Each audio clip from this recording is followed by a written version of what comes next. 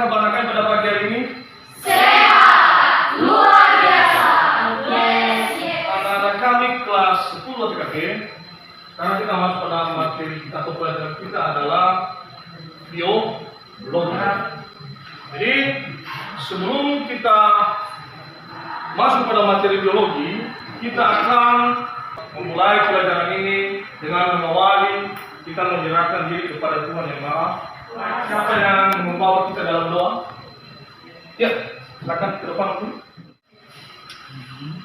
Baik teman-teman, sebelum kita memulaikan seluruh aktivitas belajar kita pada hari ini, mari kita menyerahkan seluruh jiwa raga kita ke dalam Tuhan. Bersatu dalam doa. Tuhan Allah Bapa kami yang kami sembah di dalam nama Bapa, Anak di dalam Roh Kudus, kami kembali bersyukur atas berkat dan pertolongan Tuhan, di mana Tuhan telah menolong kami dari rumah perjalanan sampai di sekolah. Baik, coba lihat kan? Jadi semua ada kan? Untuk itu saya suruh satu orang yang bisa membantu kita dalam melakukan yang namanya ya, silakan. Oke, langsung saja.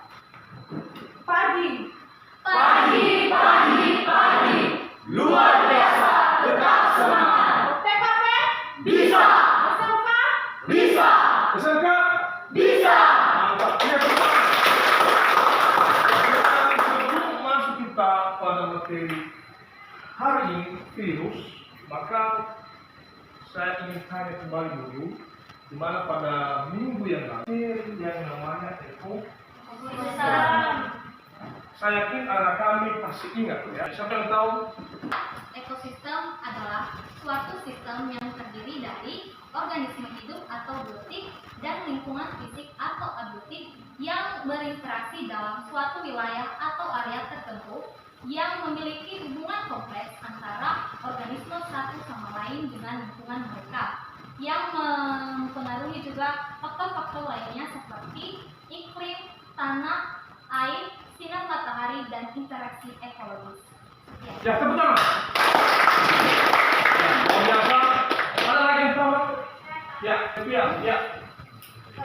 Menurut saya, ekosistem itu adalah suatu organisasi hidup dan lingkungan fisik yang saling berkaitan atau mempunyai ikatan. Baik, tepuk tangan untuk Sophia. Baik, jadi luar biasa kami ternyata materi kita yang kita pelajari pada minggu yang lalu ini, karena kami bisa masih mengingat dan memahaminya ya. Kira-kira yang anak kami ketahui apa itu virus? Siapa yang tahu? Yang tahu tentang virus ini adalah kuman vektor atau patogen yang dapat menginfeksi atau membuat seseorang sakit. Di mana organisme ini juga dapat menginfeksi manusia, hewan, tumbuhan, bakteri, dan binatang. Dapat juga diinfeksi dari virus ini seperti yang pertama virus influenza, virus infeksi manusia, virus corona, enterovirus, dan virus hepatitis. Ya, tepuk tangan untuk teman-teman yang lain. Baik. Virus ini sebenarnya merupakan juga mikroorganisme yang paling kecil, ya, yang tidak bisa dilihat oleh mata telanjang sendiri secara langsung. Ya, beda kalau meja ini kemudian kita bisa lihat dengan langsung. Kalau virus tidak bisa dilihat secara langsung, tapi ada bantuan melalui mikroskop. Itu nanti virus bisa dilihat ya, melalui bantuan mikroskop. Untuk materi kita pada hari ini, sampai yang harus kita peserta ini dapat mendeskripsikan ciri virus, membedakan proses replikasi virus dan mengidentifikasi peran virus, serta menciptakan solusi ke arah penyebaran virus. Tujuan pembelajaran kita melalui kegiatan diskusi, peserta ini mampu mengidentifikasi ciri-ciri virus luar. Melalui satu kegiatan inspirasi, di mana anak kami mampu menganalisis peranan virus yang merugikan bagi manusia dengan benar. 3. Melalui kegiatan diskusi nanti, peserta ini mampu menganalisis solusi terhadap penyebaran virus merugikan bagi manusia dengan tepat.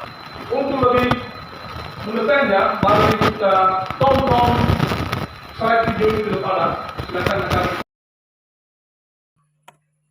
Halo teman-teman, selamat datang kembali di Gia Academy YouTube channel. Semoga teman-teman selalu sehat dan terus semangat. Sejak pandemi COVID-19, virus mungkin bukan suatu hal yang asing buat kita. Keberadaannya bisa membuat kita merasakan beberapa gejala berikut: suhu tubuh tinggi, badan kedinginan, atau batuk dan sakit pada saluran pernapasan. Nah, kira-kira apa ya yang harus kita lakukan agar kita terhindar dari penyakit yang disebabkan oleh virus? Untuk menjawabnya, yuk kita ikuti dulu video berikut ini. Jadi, di video kali ini kita akan belajar tentang virus. Simak terus videonya ya. Meski sering mendengar kata virus dan melihat gambarnya di berbagai infografis sosial media, mungkin kita masih penasaran kira-kira seperti apa ya sifat-sifat yang dimiliki virus? Berbeda dengan makhluk hidup lainnya, virus memiliki sifat hidup dan sifat mati. Artinya, virus dikatakan makhluk hidup karena dapat memperbanyak diri dengan cara bereplikasi dalam tubuh inangnya dan memiliki asam nukleat berupa DNA atau RNA. Virus dikatakan benda mati karena virus dapat dikristalkan dan bersifat aseluler atau tidak memiliki sitoplasma, inti, dan organel sel. Nah, teman-teman, seperti yang kita ketahui, virus memiliki ukuran tubuh yang sangat kecil sehingga tidak bisa terlihat oleh mata kita. Teman-teman bisa melihat gambar berikut untuk melihat perbandingan ukuran sel hingga organisme seperti manusia. Dari gambar, kita bisa melihat diameter virus berkisar antara 20 nanometer hingga 400 nanometer. Oleh karena itu, virus hanya dapat dilihat dengan mikroskop elektron. Wah, sangat jauh ya perbandingan ukuran virus dengan manusia. Selanjutnya, kita akan melihat bagian-bagian tubuh virus. Virus terdiri dari berbagai macam bentuk, namun secara umum kita bisa melihat struktur tubuh virus pada bakteriofag dan virus influenza. Pada bakteriofag, unsur-unsur penyusun tubuhnya terdiri dari kapsid, asam nukleat, leher, selubung ekor, serat ekor, papan dasar, dan jarum penusuk. Sedangkan virus influenza memiliki bagian-bagian berikut: protein membran, protein jarum, protein amplop, protein nukleokapsid, dan asam nukleat. Jadi, struktur tubuh virus secara umum terdiri dari kepala berbentuk polihedral atau segi banyak yang berisi asam nukleat, leher sebagai penghubung antar kepala dan ekor untuk melekatkan diri dan menginfeksi sel yang diserang virus. Karena jumlahnya yang banyak, virus dapat dikelompokkan menjadi beberapa jenis. Pertama, berdasarkan kandungan asam nukleatnya. Terdiri dari ribovirus, yaitu virus yang asam nukleatnya berupa RNA. Contohnya, virus corona, penyebab COVID-19, ortomyxovirus, penyebab influenza, picornavirus, penyebab polio, TMV, penyebab bercak kuning pada daun tembakau, dan deoksiribovirus, yaitu virus yang asam nukleatnya berupa DNA, seperti bakteriofag pemakan bakteri, herpes virus penyebab herpes, papavirus penyebab kutil. Berikutnya, jenis virus berdasarkan bentuk dasarnya. Dapat dikelompokkan menjadi 4 jenis, yaitu polihedral berbentuk seperti ruang yang dibatasi oleh 20 segitiga sama sisi dengan sumbu rotasi ganda. Contoh virusnya adalah adenovirus. Helikal berbentuk seperti helix, menyerupai batang panjang, nukleokapsidnya tidak kaku, dan memiliki satu sumbu rotasi, misalnya pada tobacco mosaic virus. Bentuk spherical atau amplop seperti pada virus influenza, dan bentuk kompleks contohnya pada bakteriofag. Pengelompokan virus selanjutnya berdasarkan sel inang yang ditempatinya. Virus yang menyerang manusia, contohnya virus hepatitis, menyerang hewan, misalnya paramyxovirus, penyerang tumbuhan seperti TMV, dan virus yang menyerang bakteri yaitu bakteriofag. Sekarang, teman-teman bisa membedakan jenis-jenis virus ya. Tahukah teman-teman bagaimana proses perkembangbiakan virus? Virus berkembang biak dengan cara bereplikasi. Sebelum mengalami replikasi, virus harus berada di tubuh inang yang cocok untuk memperbanyak diri. Proses replikasi virus dapat diamati dengan jelas pada bakteriofag yang menyerang bakteri Escherichia coli. Replikasi pada virus dapat terjadi melalui dua mekanisme, yaitu daur litik dan lisogenik. Pada daur litik, virus akan menghancurkan sel hospes atau inang dan terbentuk partikel virus baru. Sementara pada daur lisogenik, virus tidak menghancurkan sel inangnya. Sel inang hanya mengandung profag, bisa membelah dan tidak mati, serta tidak terbentuk partikel virus baru. Tahapan-tahapan yang terjadi pada daur litik adalah: pertama, adsorpsi, yaitu melekatnya ekor virus pada dinding sel bakteri. Kedua, penetrasi, masuknya asam nukleat virus ke sel bakteri melalui ujung serabut ekor virus. Ketiga, eklivase, virus mengambil alih perlengkapan metabolik sel bakteri. Berikutnya, pembentukan bagian-bagian tubuh virus baru. Selanjutnya, perakitan, terbentuknya virus bakteriofag sudah lengkap. Dan terakhir, lisis, yaitu pecahnya sel bakteri yang mengeluarkan virus-virus baru. Kemudian, tahapan yang terjadi pada daur lisogenik adalah: pertama, adsorpsi, melekatnya ekor virus pada dinding sel bakteri. Kedua, penetrasi, masuknya asam nukleat virus ke sel bakteri melalui ujung serabut ekor virus. Ketiga, penggabungan, asam nukleat virus bergabung dengan asam nukleat bakteri membentuk profag. Berikutnya, pembelahan, proses saat bakteri membelah diri. Selanjutnya, profag ikut membelah sehingga menghasilkan bakteri yang mengandung profag. Dan terakhir, sintersis, yaitu asam nukleat virus memisahkan diri dari asam nukleat bakteri. Selanjutnya, asam nukleat virus akan membentuk partikel virus baru, perakitan, dan lisis. Nah, teman-teman, ternyata tidak semua virus merugikan tubuh kita, tetapi sebagian virus dapat memberikan manfaat bagi kehidupan manusia. Virus yang menguntungkan yaitu interferon untuk mencegah replikasi virus pada sel hospes, profag mengubah fenotip bakteri sehingga bermanfaat dalam bidang kedokteran, vaksin merangsang antibodi untuk mengenali virus, dan petakromosom mengenali bakteri penyebab penyakit. Sedangkan virus yang merugikan diantaranya Rhizostungro bacilliform atau RTBV menyerang tanaman padi melalui perantara wereng, Tobacco mosaic virus TMV menimbulkan bercak kuning pada daun tembakau, Paramyxovirus menyerang saraf unggas, virus Coxsackie menyerang kuku dan mulut hewan. Rhabdovirus menyebabkan rabies pada anjing, kera, dan manusia. Orthomyxovirus menyerang saluran. Setelah mempelajari semua tentang virus dan peranannya, kita dapat melakukan pencegahan dengan cara vaksinasi, menerapkan pola hidup sehat, dan tidak melakukan kontak cairan dengan orang atau hewan yang terjangkit virus. Sampai di sini, teman-teman bisa memahaminya ya. Ya, apa itu virus? Siapa yang tahu? Ya, silakan.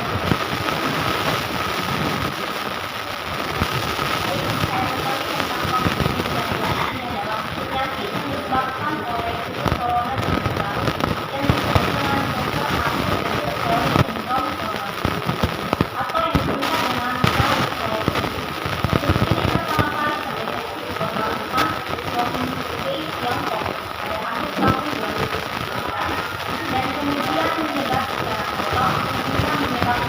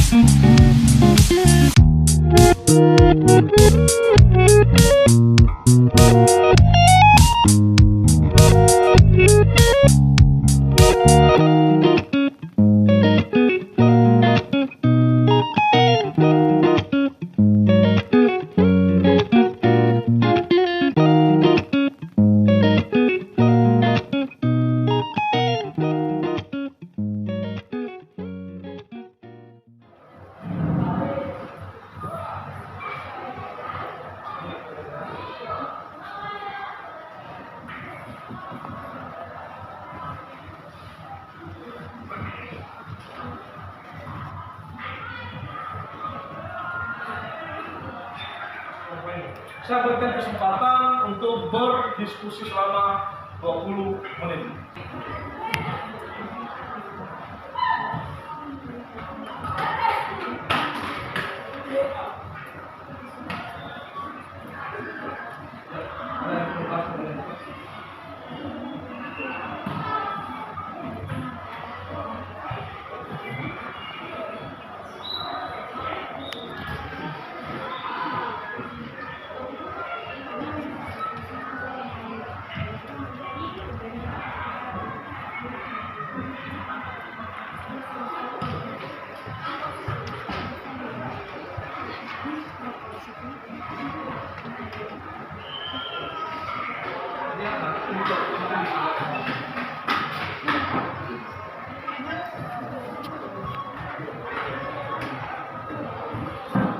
Jadi kan setelah satu tahun kan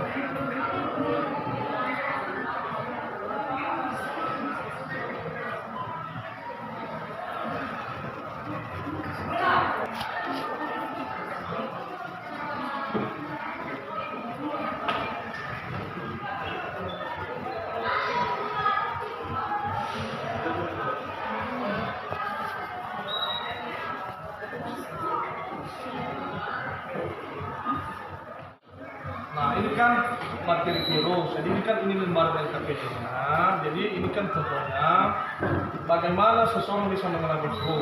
Jadi nanti kalian cantumkan di sini. Kemudian apakah seseorang bisa kelompok, jadi dicantumkan lagi di sini.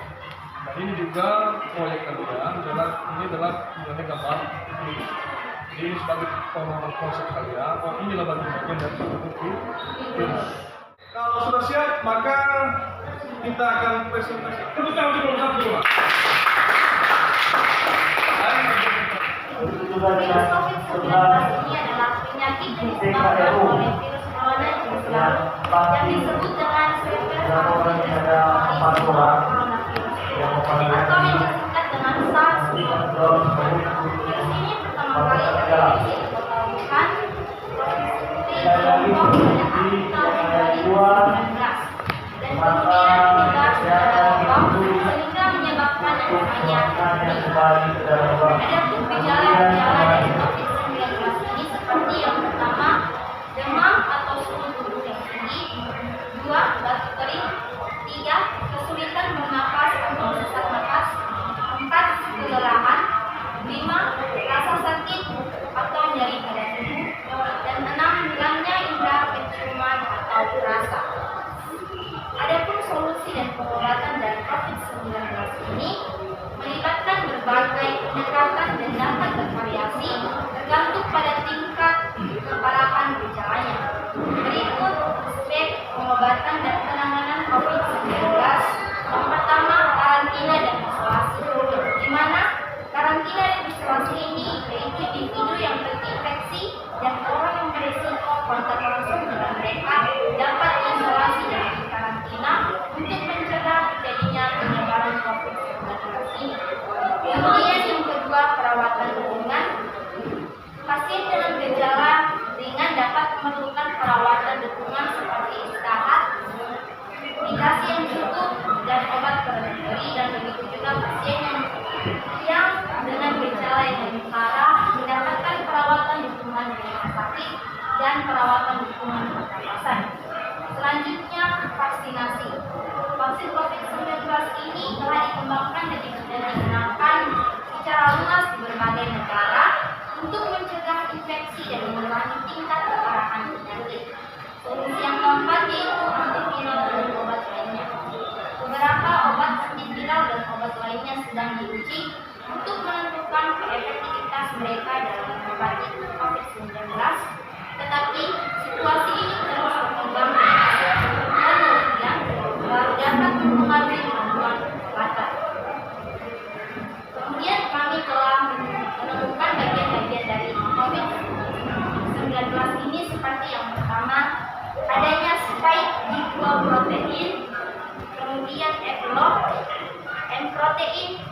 protein, hemagglutinin, SBS, dimer, RNA, mDNA, protein.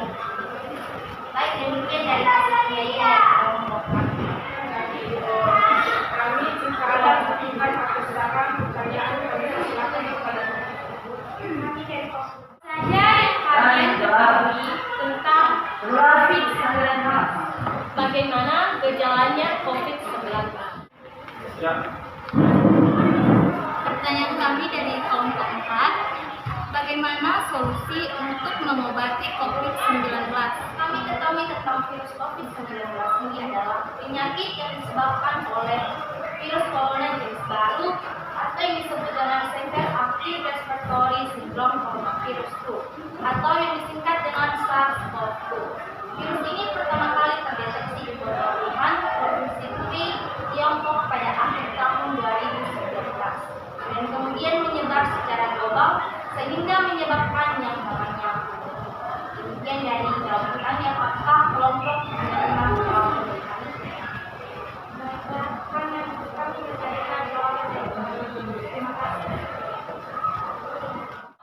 Gejala COVID-19, gejala bervariasi, tetapi gejala umumnya mengakibatkan pernapasan dan dapat dimasuki. 1. Demam atau suhu tubuh tinggi. 2. Batuk kering. 3. Kesulitan bernapas atau sesak napas. 4. Kelelahan. 5. Rasa sakit atau nyeri pada tubuh. 6. Hilangnya indera perciuman atau pernapasan. Nah, menurut kami, solusi untuk mengatasi COVID-19 ini ada 4 cara, yaitu dengan karantina dan isolasi, 2. Perawatan lingkungan, 3. Vaksinasi, dan 4 yaitu antisirap atau obat. Baik, jika ada pertanyaan lagi. Baik, kalau tidak ada, silakan diakhiri. Ada kelompok dulu. Demikian dari hasil presentasi kami, jika kami ucapkan terima kasih. Oke, beri aplaus kepada kelompok 5. Baik, di sana ada beberapa soal 5 dalam posisi itu kan. Silakan dikerjakan. Saya berikan waktu 5 sampai 10 menit untuk mengerjakan. Oke? Ya.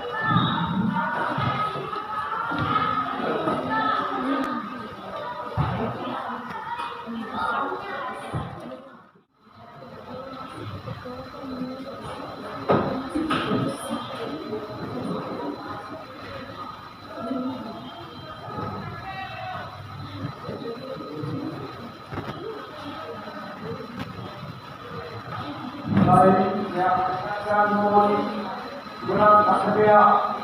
Terima kasih.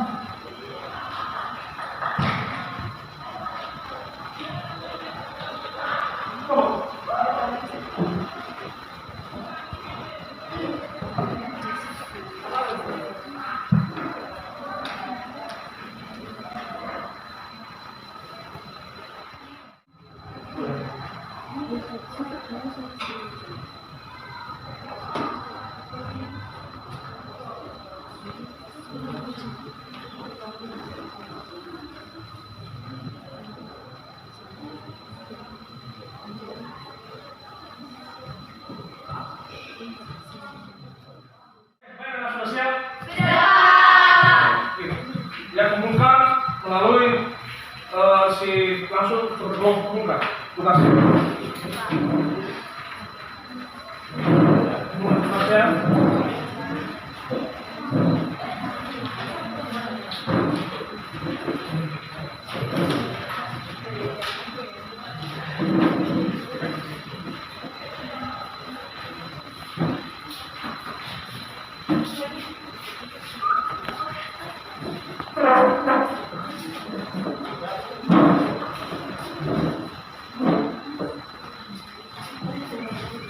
Baik, untuk anak-anak kami pada hari ini Bapak mengucapkan terima kasih kepada seluruh anak kami karena dalam materi kita mengenai virus atau penanganan virus ini anak kami bisa dapat mampu memahaminya. Ini tadi saya lihat tadi pada materi jawaban lebar LKP anak kami sudah dijawab, walaupun nanti belum Bapak periksa. Artinya di sini dulu anak kami sudah ada bisa atau mampu memahami mengenai materi penanganan terorisme. Nah, jadi dengan berakhirnya kita pada pemberian LKPD ini, maka materi kita untuk peranan virus dalam kehidupan ini akan berakhir, dan minggu depan kita akan melanjutkan pelajaran kita, yaitu mengenai keanekaragaman hayati. Jadi untuk itu saya yakin kami masih kurang karena capek dalam kelelahan. Jadi kita tutup dengan memberikan icebreaking kembali. Saya panggil dulu ke depan ini si apa namanya? Krisna. Untuk kembali lagi menutup pelajaran kita dengan melakukan icebreaking. Ayo cepat.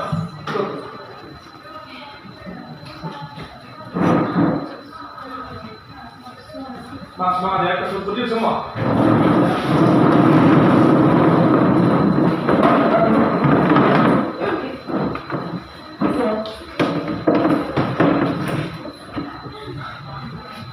Oke?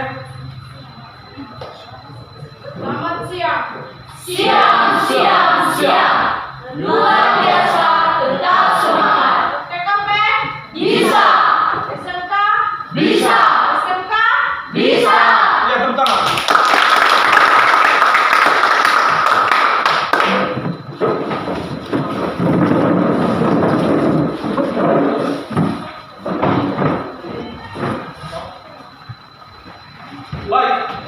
Baik, kami kita akhir pelajaran kita. Saya sapa kita semua selamat siang. Selamat Hari Natal 25 Desember tahun 2023 dan selamat tahun baru 1 Januari 2024. Mohon maaf lahir dan batin. Baik, terima kasih. Ya,